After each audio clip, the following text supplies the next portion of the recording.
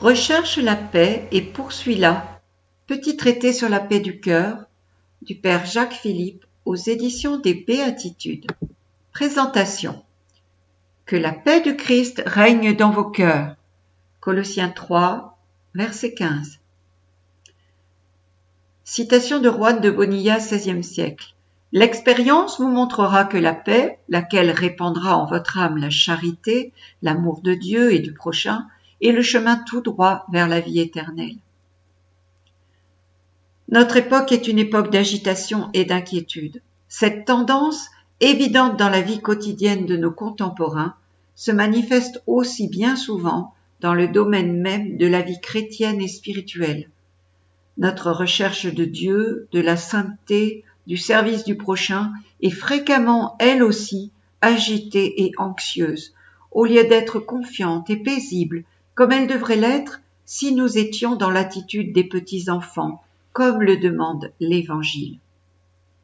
Pourtant, il est fondamental pour nous de comprendre un jour que le cheminement vers Dieu et vers la perfection qui nous est demandé est bien plus efficace et court, bien plus aisé aussi, quand l'homme a su apprendre peu à peu à conserver en toutes circonstances la paix profonde de son cœur. Car alors il se rend docile à l'Esprit Saint, et le Seigneur fait en lui par sa grâce bien plus qu'il ne pourrait faire par ses propres efforts. Voilà ce que nous voudrions essayer de faire comprendre par les considérations de la première partie. Ensuite, nous passerons en revue tout un ensemble de situations dans lesquelles nous nous trouvons fréquemment, en essayant d'expliquer comment les affronter dans la lumière de l'Évangile, de manière à conserver la paix intérieure. Dans la tradition de l'Église, cet enseignement est souvent abordé par les maîtres spirituels. La troisième partie est un choix de textes d'auteurs d'époques variées qui reprennent et illustrent les différents thèmes qui seront évoqués. Première partie. La paix intérieure, chemin de sainteté. Petit 1, sans moi, vous ne pouvez rien faire. Pour comprendre combien il est fondamental pour le développement de la vie chrétienne de s'efforcer d'acquérir et de conserver le plus possible la paix de son cœur, la première chose dont nous devons être bien convaincus est que tout le bien que nous pouvons faire vient de Dieu et de lui seul. Hors de moi, vous ne pouvez rien faire, a dit Jésus. Jean 15, 5. Il n'a pas dit « vous ne pouvez pas faire grand-chose », mais « vous ne pouvez rien faire ». Il est essentiel pour nous d'être bien persuadés de cette vérité. Il nous faudra souvent bien des échecs, des épreuves et des humiliations permises par Dieu pour qu'elles s'imposent à nous, non seulement au plan de l'intelligence, mais comme une expérience de tout l'être. Dieu nous épargnerait, s'il le pouvait, toutes ces épreuves, mais elles sont nécessaires pour nous convaincre de notre impuissance foncière à faire le bien par nous-mêmes. Selon le témoignage de tous les saints, il nous est indispensable d'acquérir cette connaissance. Elle est en effet le prélude nécessaire à toutes les grandes choses que le Seigneur fera en nous par la puissance de sa grâce. C'est pourquoi la petite Thérèse disait que la plus grande chose que le Seigneur ait faite en son âme était de lui avoir montré sa petitesse, son impuissance. Si nous prenons au sérieux la parole de l'évangile de Jean cité plus haut, alors nous comprenons que le problème fondamental de notre vie spirituelle devient celui-ci. Comment laisser Jésus agir en moi? Comment permettre à la grâce de Dieu d'opérer librement dans ma vie? Ce à quoi nous devons viser, ce n'est donc pas principalement à nous imposer de faire des tas de choses, si bonnes nous paraissent-elles, avec notre propre intelligence, selon nos projets, avec nos capacités, etc. Mais nous devons plutôt essayer de découvrir quelles sont les dispositions de notre âme, les attitudes profondes du cœur, les conditions spirituelles qui permettent à Dieu d'agir en nous. C'est seulement ainsi que nous pourrons porter du fruit, et un fruit qui demeure. Jean 15, 16. À cette question, que devons-nous faire pour laisser la grâce de Dieu agir librement dans notre vie? Il n'y a pas une réponse univoque, une recette passe-partout. Pour y répondre de manière complète, il faudrait faire tout un traité de vie chrétienne où l'on parlerait de la prière, de l'oraison principalement, tellement fondamentale à cet égard, des sacrements, je parle pour là évidemment des catholiques et des orthodoxes, de la purification de notre cœur, de la docilité au Saint-Esprit, etc. et tous les moyens par lesquels la grâce de Dieu peut pénétrer davantage en nous. Dans ce petit ouvrage, nous ne voulons pas aborder tous ces thèmes, nous voulons seulement nous attacher à un élément de la réponse à la question posée ci-dessus. Nous choisissons d'en parler parce qu'il est d'une importance absolument fondamentale. De plus, il est trop peu connu et pris en considération dans la vie concrète de la plupart des chrétiens, même très généreux dans leur foi. La vérité essentielle que nous voudrions présenter et développer est la suivante. Pour permettre à la grâce de Dieu d'agir en nous et de produire en nous, avec la coopération bien sûr de notre volonté, de notre intelligence, de nos capacités, toutes ces bonnes œuvres que Dieu a préparées d'avance pour que nous les accomplissions. C'est en Éphésiens 2, 10. Il est de la plus haute importance que nous nous efforcions d'acquérir et de conserver la paix intérieure, la paix de notre cœur. Pour faire comprendre cela, nous pouvons utiliser une image, à ne pas trop forcer comme toutes les comparaisons, mais qui pourra être éclairante. Considérons la surface d'un lac au-dessus de laquelle brille le soleil. Si la surface de ce lac est paisible et tranquille, le soleil se reflètera presque parfaitement dans ce lac, et d'autant plus parfaitement que ce lac sera plus paisible.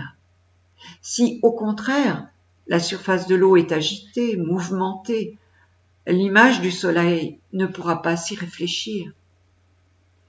Il en est un peu de même en ce qui concerne notre âme vis-à-vis de Dieu. Plus notre âme est paisible et tranquille, plus Dieu s'y reflète, plus son image s'imprime en nous, plus sa grâce agit à travers nous. Au contraire, si notre âme est agitée et troublée, la grâce de Dieu y agira beaucoup plus difficilement. Tout le bien que nous pouvons faire est un reflet de ce bien essentiel qu'est Dieu. Plus notre âme est paisible, égale, abandonnée, plus ce bien se communique à nous et aux autres à travers nous. Le Seigneur donne la puissance à son peuple. Le Seigneur bénit son peuple dans la paix, dit l'Écriture, au psaume 29, 11. Dieu est le Dieu de la paix. Il ne parle et n'opère que dans la paix, non pas dans le trouble et l'agitation. Souvenons-nous de l'expérience du prophète Élie à l'Horeb. Dieu n'était ni dans l'ouragan, ni dans le tremblement de terre, ni dans le feu, mais dans le murmure d'une brise légère. 1 Roi 19.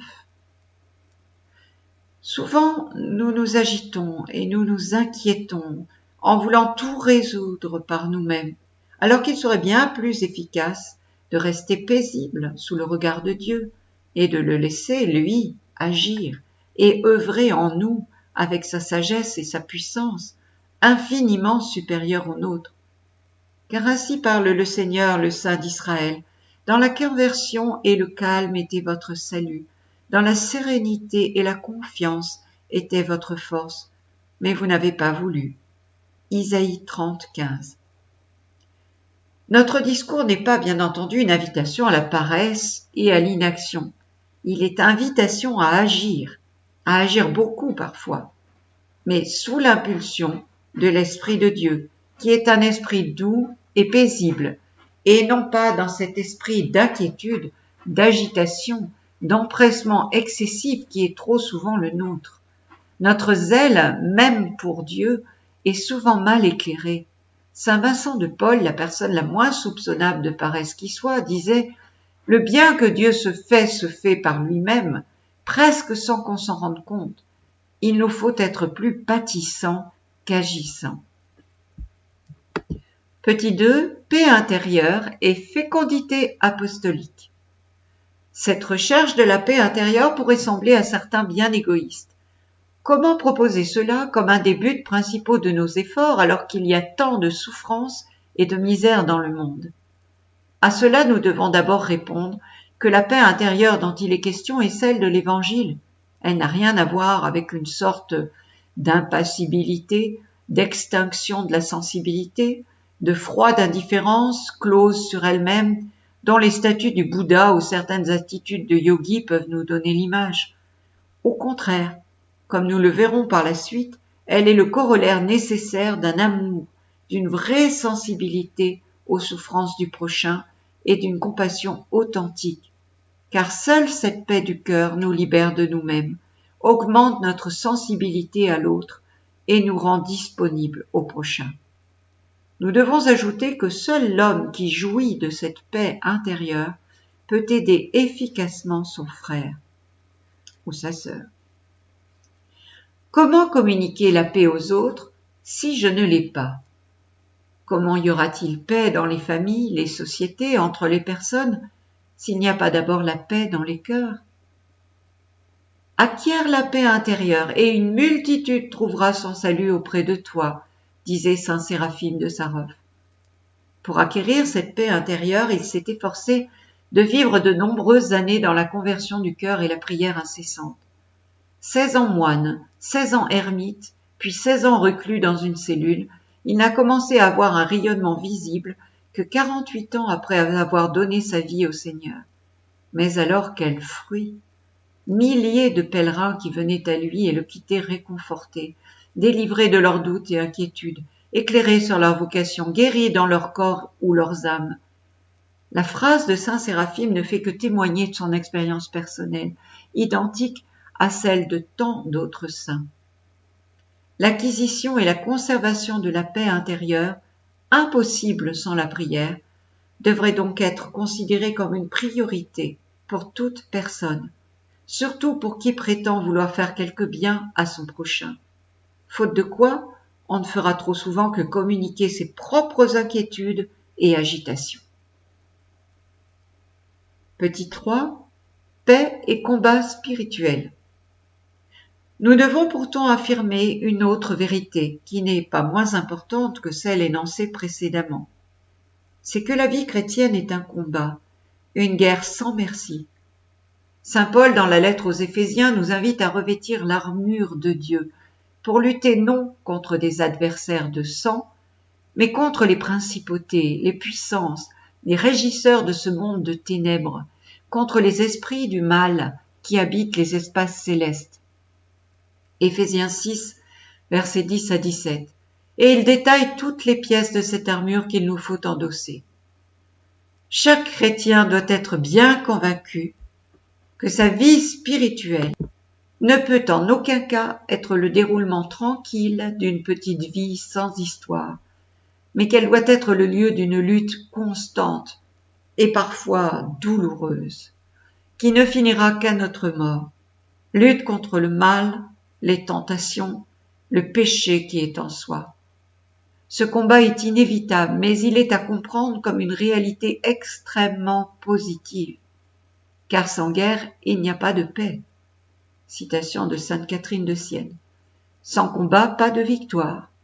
Et ce combat est proprement le lieu de notre purification, de notre croissance spirituelle, où nous apprenons à nous connaître nous-mêmes dans notre faiblesse et à connaître Dieu dans son infinie miséricorde. Ce combat est en définitive le lieu de notre transfiguration et de notre glorification. Mais le combat spirituel du chrétien, s'il est rude parfois, n'est en aucun cas la lutte désespérée de quelqu'un qui se bat dans la solitude et à l'aveuglette, sans aucune certitude quant à l'issue de cet affrontement.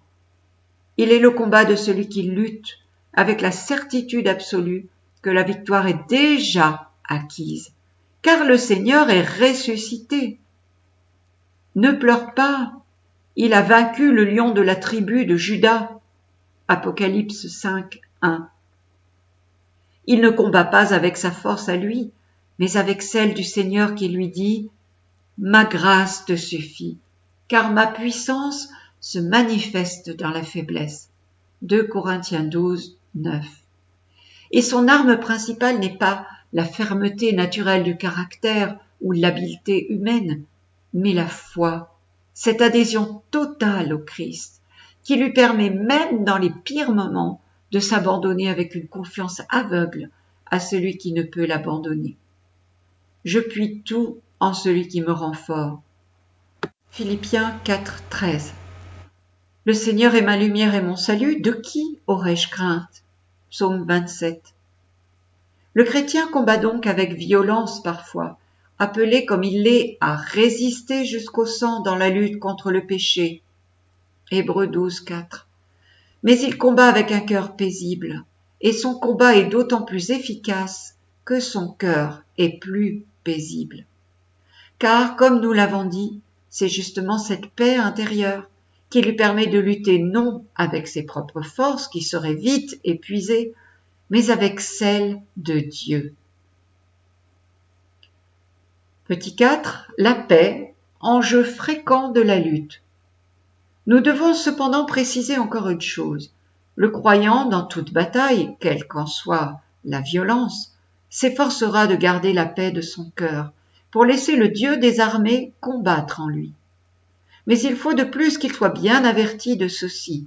La paix intérieure est non seulement une condition du combat spirituel, mais elle en est bien souvent l'enjeu même. Très fréquemment, le combat spirituel consiste en cela précisément, défendre la paix du cœur contre l'ennemi qui s'efforce de nous la ravir. En effet, une des stratégies les plus habituelles du démon pour éloigner une âme de Dieu, retarder son progrès spirituel, est de tenter de lui faire perdre la paix intérieure. Voici ce que dit Lorenzo Scupoli, un des grands maîtres spirituels du XVIe siècle, très estimé par saint François de Sales. Le démon fait tous ses efforts pour bannir la paix de notre cœur, parce qu'il sait que Dieu demeure dans la paix, et c'est dans la paix qu'il opère de grandes choses. Il est fort utile de nous en souvenir, car bien souvent, dans le déroulement quotidien de notre vie chrétienne, il arrive que nous nous trompions de combat, si l'on peut dire, que nous orientions mal nos efforts. Nous combattons sur le terrain où le démon nous entraîne subtilement et où il peut nous vaincre, au lieu de combattre sur le véritable champ de bataille où, par contre, avec la grâce de Dieu, nous sommes toujours sûrs de vaincre. Et c'est cela, un des grands secrets du combat spirituel, de ne pas nous tromper de combat, savoir discerner, malgré les ruses de l'adversaire, quel est le véritable champ de bataille, contre quoi nous avons véritablement à lutter, où nous devons porter nos efforts. Nous croyons par exemple que remporter le combat spirituel signifie vaincre tous nos défauts, ne jamais succomber à la tentation, n'avoir plus de faiblesse et de défaillance. Mais sur ce terrain-là, nous sommes immanquablement vaincus. Car qui de nous peut prétendre ne jamais tomber? Et ce n'est certainement pas ce que Dieu exige de nous. Car il sait de quoi nous sommes faits, et il se souvient que nous ne sommes que poussière. Psaume 102.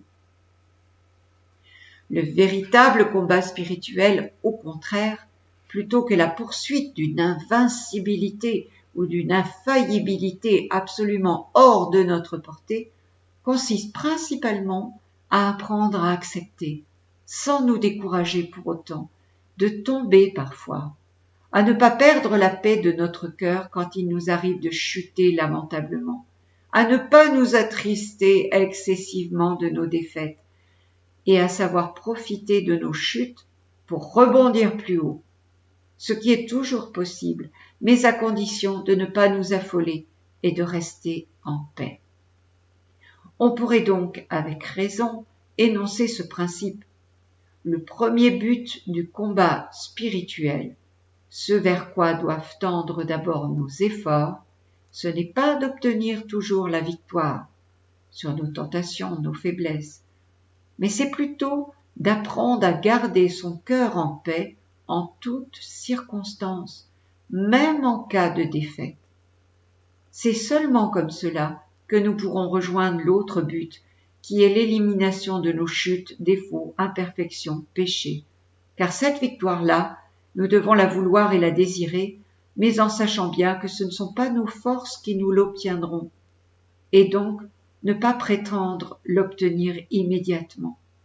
C'est uniquement la grâce de Dieu qui nous obtiendra la victoire, grâce dont l'action sera d'autant plus puissante et rapide que nous saurons maintenir notre intérieur dans la paix et dans l'abandon confiant entre les mains de notre Père du ciel. Petit 5. Les raisons pour lesquelles nous perdons la paix sont toujours de mauvaises raisons. Un des aspects dominants du combat spirituel est la lutte au plan des pensées.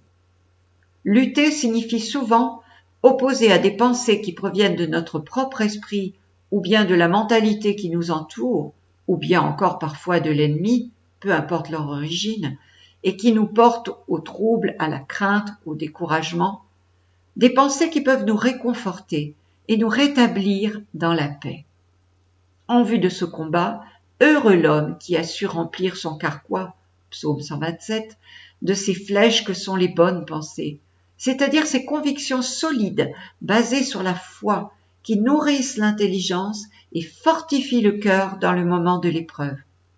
Parmi ces flèches en la main du héros, une des affirmations de foi qui doit nous habiter en permanence est que toutes les raisons que nous avons de perdre la paix sont de mauvaises raisons. Cette conviction, certes, ne peut pas se fonder sur des considérations humaines. Ce ne peut être qu'une certitude de foi, fondée sur la parole de Dieu. Qu'elle ne repose pas sur les raisons du monde. Jésus nous l'a dit clairement. « Je vous laisse la paix, c'est ma paix que je vous donne. Je ne vous la donne pas comme le monde la donne. Que votre cœur ne se trouble ni ne s'effraie. » Jean 14, 27.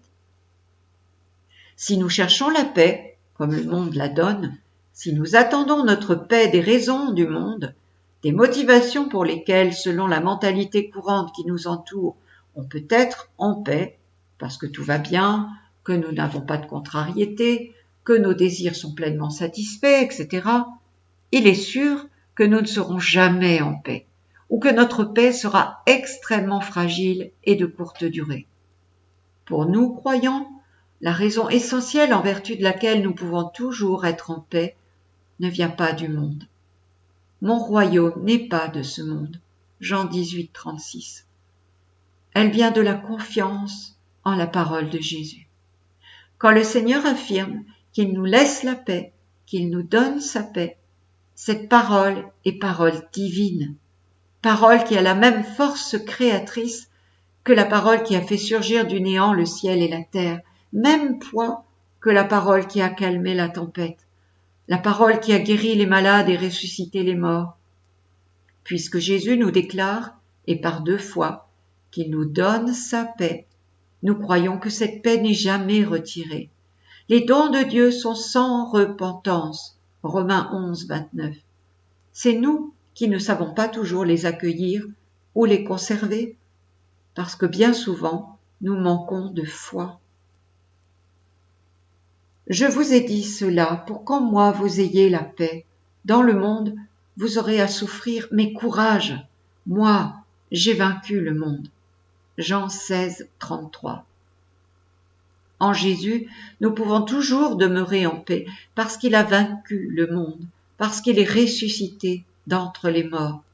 Par sa mort, il a vaincu la mort. Il a annulé la sentence de condamnation qui pesait sur nous. Il a manifesté la bienveillance de Dieu à notre égard. Et si Dieu est pour nous, qui sera contre nous?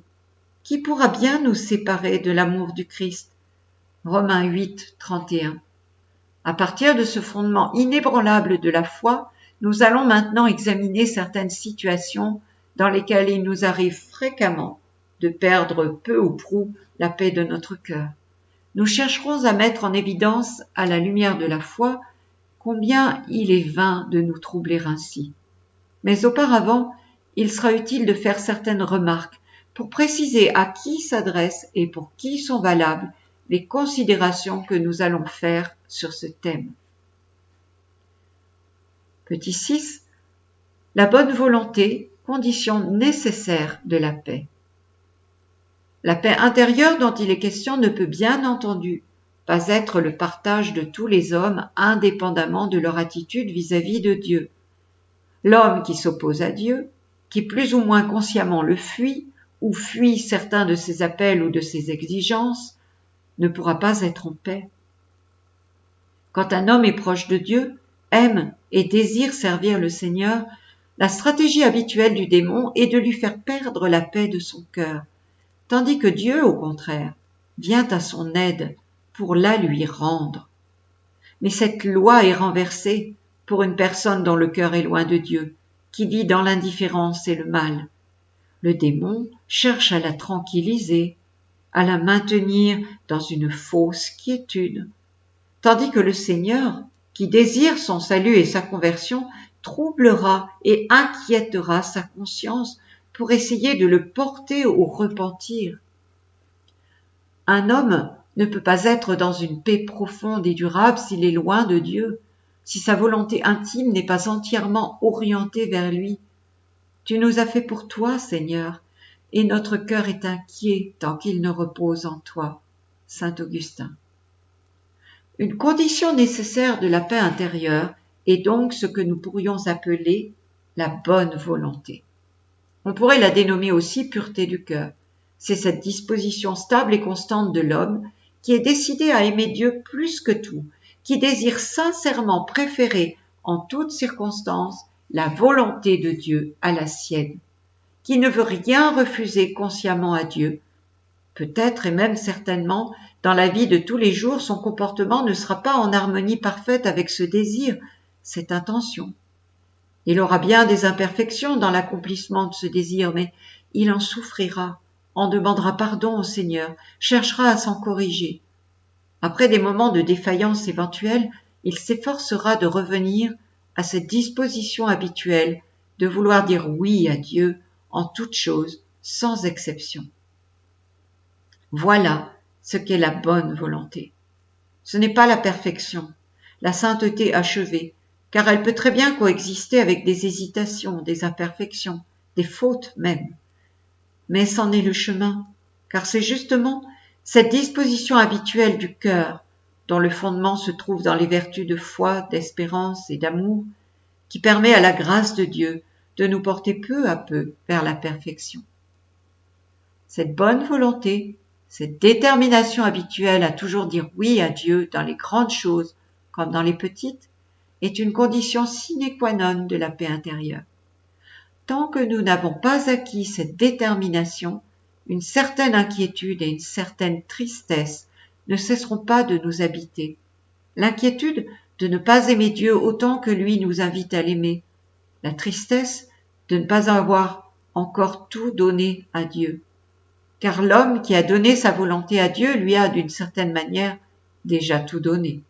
Nous ne pouvons pas être vraiment en paix tant que notre cœur n'a pas trouvé ainsi son unité. Et le cœur n'est unifié que lorsque tous nos désirs sont subordonnés au désir d'aimer Dieu, de lui plaire et de faire sa volonté. Cela implique, bien entendu, aussi une détermination habituelle à nous détacher de tout ce qui serait contraire à Dieu. Voilà en quoi consiste la bonne volonté, condition nécessaire de la paix de l'âme. Petit 7. La bonne volonté, condition suffisante de la paix. Mais réciproquement, nous pouvons affirmer que cette bonne volonté suffit pour qu'on ait le droit de garder son cœur dans la paix. Même si malgré cela, on a encore beaucoup de défauts et de défaillances. Paix sur terre aux hommes de bonne volonté, comme disait le texte latin de la Vulgate. En effet, que Dieu nous demande-t-il sinon cette bonne volonté? Que pourrait-il exiger de plus de nous, lui qui est un Père bon et compatissant, que de voir son enfant désirer l'aimer par-dessus tout, souffrir de ne pas l'aimer suffisamment et être disposé, même s'il s'en sait incapable, à se détacher de ce qui lui serait contraire. N'est-ce pas à Dieu lui-même d'intervenir maintenant et de porter à leur terme ces désirs que l'homme, par ses propres forces, est bien impuissant à réaliser complètement? À l'appui de ce que nous venons de dire, à savoir que la bonne volonté est suffisante pour nous rendre agréables à Dieu, et donc pour que nous soyons dans la paix, voici un épisode de la vie de sainte Thérèse de l'Enfant Jésus, rapporté par sa sœur Céline. En une circonstance où sœur Thérèse m'avait montré tous mes défauts, j'étais triste et un peu désemparée. Moi qui désire tant posséder la vertu, pensais-je, m'en voilà bien loin. Je voudrais tant être douce, patiente, humble, charitable. Oh, je n'y arriverai jamais. Cependant, le soir, à l'oraison, je lus que sainte Gertrude, exprimant ce même désir, notre Seigneur lui avait répondu « En toute chose et par-dessus tout, aie bonne volonté. Cette seule disposition donnera à ton âme l'éclat et le mérite spécial de toutes les vertus. Quiconque a bonne volonté, désir sincère de procurer ma gloire, de me rendre grâce, de compatir à mes souffrances, de m'aimer et de me servir autant que toutes les créatures ensemble, celui-là recevra indubitablement les récompenses dignes de ma libéralité, et son désir lui sera quelquefois plus profitable que ne le sont à d'autres leurs bonnes œuvres. » Très contente de cette bonne parole, poursuit Céline, tout à mon avantage, j'en fis part à notre chère petite maîtresse, entre parenthèses Thérèse, qui surenchérit et ajouta « Avez-vous lu ce qui est rapporté dans la vie du Père Surin ? Il faisait un exorcisme et les démons lui dirent « Nous venons à bout de tout, il n'y a que cette chienne de bonne volonté à laquelle nous ne pouvons jamais résister. » Eh bien, si vous n'avez pas de vertu, vous avez une petite chienne qui vous sauvera de tous les périls. Consolez-vous, elle vous mènera au paradis. Ah, quelle est l'âme qui ne désire pas posséder la vertu? C'est la voie commune. Mais que peu nombreuses sont celles qui acceptent de tomber, d'être faibles, qui sont contentes de se voir par terre et que les autres les y surprennent. Comme nous le voyons dans ce texte, la conception que Thérèse, la plus grande sainte des temps modernes, selon le témoignage du pape Pie XI, avait de la perfection n'est pas tout à fait celle que nous avons spontanément. Mais nous reviendrons sur ce point.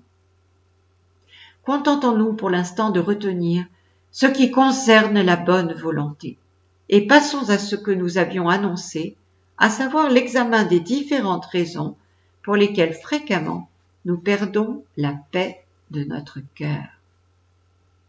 Fin de la première partie.